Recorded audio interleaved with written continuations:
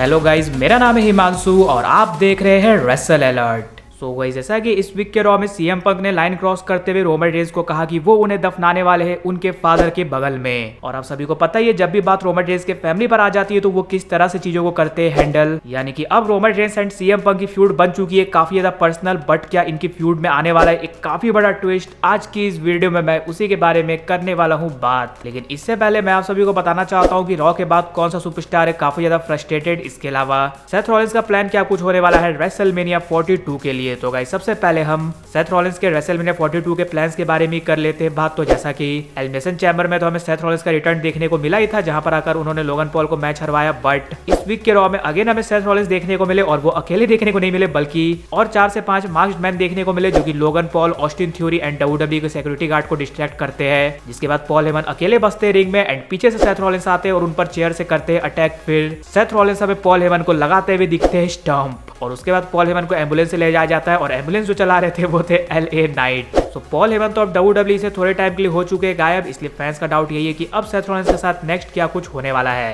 तो जो थोड़े बहुत चांसेस लग रहे थे कि उनका मैच ऑस्टिन थ्योरी या फिर लोगन पॉल के साथ हो सकता है, वैसा नहीं होने वाला, बिकॉज उसोस की फ्यूड स्टार्ट हो चुकी है उन दोनों के साथ। तो उसोस अपनी टैग टीम चैंपियनशिप डिफेंड करते हुए दिख सकते हैं रेसलमेनिया में Logan Paul and Austin theory के अगेंस्ट। इसलिए सेथ रॉलिंस के साथ कुछ डिफरेंट होने वाला है, और जो उनका मैच हो सकता है रेसलमेनिया में वो हो सकता है ब्रॉक लेसनर के साथ, because Brock Lesnar and Paul Heyman वापस से एक साथ आ चुके हैं। एंड जब पॉल हेमन पर हुआ है अटैक, देन इस चीज का बदला हमें जरूर से ब्रॉक लेसनर लेते हुए दिखने वाले हैं। सो पॉल हेमन पर ब्रूटल अटैक होने के बाद चांसेस यही लग रहे हैं कि अब हमें देखने को मिलने वाला है Seth Rollins versus Brock Lesnar का मैच रेसलमेनिया 42 में। एंड 2019 में इनका लास्ट मैच हमें देखने को मिला था, तो अब लगभग 7 सालों के बाद जब इनका मैच होगा सो वो डिफरेंट तो होने वाला है। वैसे आपको क्या लगता है, अगर Seth Rollins and Brock Lesnar का मैच होता है रेसलमेनिया में, तो वहां पर किसकी जीत हमें होते हुए दिख सकती है? वहीं इसके बाद नेक्स्ट बात कर ली जाएगी आखिरकार रॉ के बाद कौन सा सुपरस्टार हमें काफी ज्यादा फ्रस्ट्रेटेड देखने को मिला।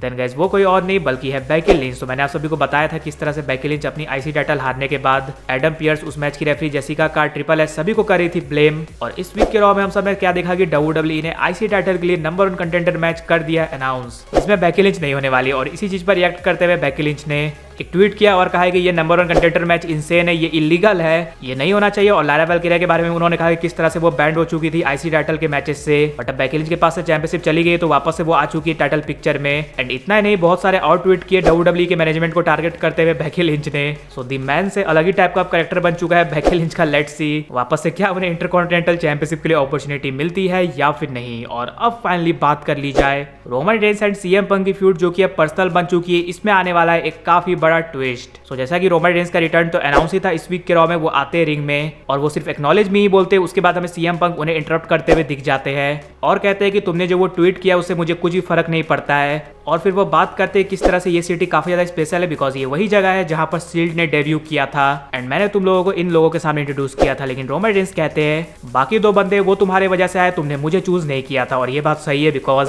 CM Punk originally Roman Reigns की जगह किसी और को रखना चाहते थे शील्ड में, बट ट्रिपल एच ने रोमन रेंस को रखा। जिसके बाद सीएम पंक कहते हैं हाँ ये बात सही है, मैंने तुम्हें चूज नहीं किया, लेकिन अब तुमने मुझे चूज किया है रेसलमेनिया के मेन इवेंट में, और तुम मुझे हेट इसलिए करते हो क्योंकि मैं तुम्हारे अब हेड के अंदर हूँ। इसके बाद रोमन रेंस कहते हैं कि हाँ ये बात सही है, मैं तुम्हें हेट करता हूँ, बट तुम्हें वापस इसलिए लाया गया था बिकॉज ये 30 से 40 साल के जो बंदे उसे एंटरटेन किया जाए, ना कि वर्ल्ड चैंपियन तुम्हें बनाया जाए। और अब बहुत हो चुका है, अब मैं तुम्हें करने वाला हूँ रिटायर, और फिर तुम जाओगे एनएक्सटी में डब्ल्यूडब्ल्यूई क्रिएटिव टीम में काम करोगे, वहां पर नए टैलेंट्स बनाओगे, उसे भेजोगे मेन रोस्टर पर, और उस टैलेंट को मैं करूंगा वापस से बरी। जिसके बाद सीएम पंक कहते हैं जब तक तुम मुझे हेट करे हो तब तक ठीक है, लेकिन मैं तुम्हें डिसरिस्पेक्ट नहीं करने दूंगा मेरी, एंड तुम मुझे रिटायर करना चाहते हो तो अब मैं तुम्हें करने वाला हूँ बरी। जिसके बाद तुम बिल्कुल भी अकेले नहीं रहोगे, बिकॉज मैं तुम्हें बरी करने वाला हूँ तुम्हारे फादर के बगल में। तो लास्ट टाइम जो उनका प्रोमो सेगमेंट हुआ था वहां पर तो रोमन रेंस ने लिमिट में रहकर चीजें बोली थी, बट इस बार सीएम पंक ने लाइन क्रॉस किया है, वो भी जब बात आई है रोमन रेंस की फैमिली की। तो आप सब जानते ही रोमन रेंस क्या कुछ कर सकते हैं, तो इसमें कोई भी डाउट नहीं है कि नेक्स्ट जब रोमन रेंस रॉ पर आएंगे तो उनका गुस्सा निकलने वाला है सीएम पंक पर।